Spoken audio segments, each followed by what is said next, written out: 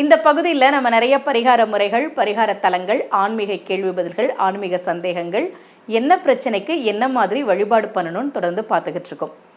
வர 22ஆம் தேதி நரசிம்மர் ஜெயந்தி, வைகாசி விசாகம், கூடவே நம்மாழ்வார் அவதாரம் செய்த திருநட்சத்திரம்.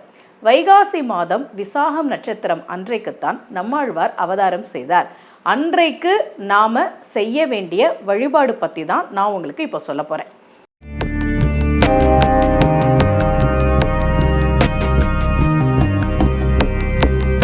ரகசிய உண்மைகள் சேனலை பார்த்து கொண்டிருக்கும் உங்கள் அனைவருக்கும் சுமதி ஸ்ரீயின் அன்பு வணக்கம். நம்மாழ்வார் 12 ஆழ்வார்களிலே ஒருவர். அவருக்கு என்ன சிறப்பு தெரியுமா? வேதங்கள் மொத்தம் 4 இல்லையா? வடமொழியில் இருந்த வேதங்களை எல்லாம் தமிழில் நமக்காக பாடி கொடுத்தவர் நம்மாழ்வார்.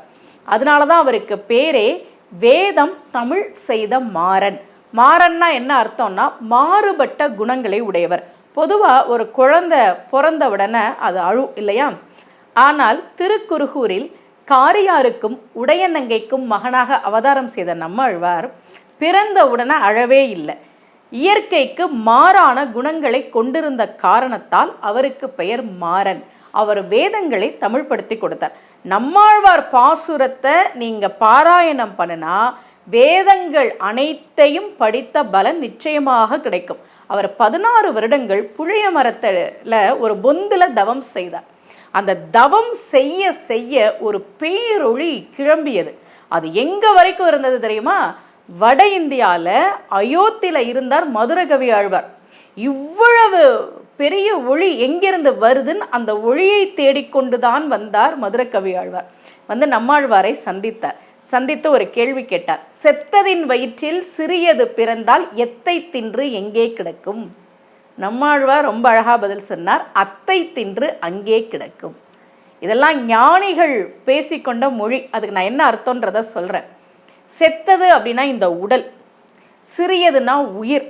இந்த உடம்புல இருக்கக்கூடிய உயிர் உலக இன்பங்கள் தான் பெருசுன்னு நினச்சிக்கிட்டு அதிலேயே சுழன்றுக்கிட்டு இருக்கு. ஆனால் உண்மையான இன்பம் எது? இறைவனை சரணடைவது, பெருமாளை சென்று சேர்வது, பெருமாளுக்கு கைங்கரியம் செய்வது இல்லையா? மதுரகவி ஆழ்வார் இந்த பதிலை கேட்டு ரொம்ப சந்தோஷப்பட்டார். நம்மாழ்வாரை தன்னுடைய குருவாக ஏற்றுக்கொண்டார். நம்மாழ்வார் தான் நமக்கு நாதமுனிகள் வாயிலாக பாசுரங்கள் எல்லாவற்றையும் கொடுத்தவர். ஆழ்வார்கள் காலத்துக்கு பிறகு பாசுரங்கள் பாடப்படுகிற அந்த வழக்கம் குறைஞ்சு போச்சு. நாதமுனிகள் அந்த பாசுரங்களை தேடி வருகிறார். தேடி வந்து நம்மாழ்வார் அவர் முன் தோன்றி ஆழ்வார்கள் பாடிய அனைத்து பாடல்களையும் கொடுத்தார் என்பது வரலாறு. இப்போ நம்மாழ்வாரினுடைய திருநட்சத்திரம் வருகிற போது அவரை நாம் வழிபாடு செய்ய வேண்டும்.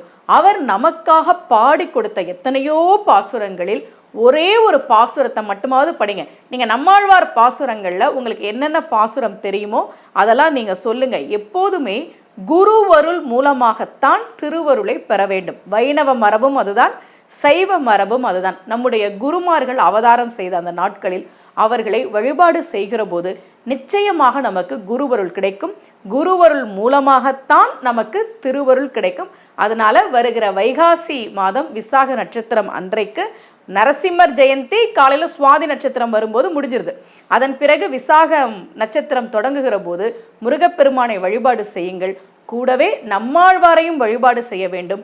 அவர் பாடி கொடுத்த பாசுரங்களை பாராயணம் செய்ய வேண்டும். அது நிச்சயமாக நமக்கு குருவருளையும் அதன் மூலமாக திருவருளையும் பெற்றுத்தரும். மீண்டும் சந்திக்கலாம். அனைவருக்கும் அன்புடன் சுமதி ஸ்ரீ.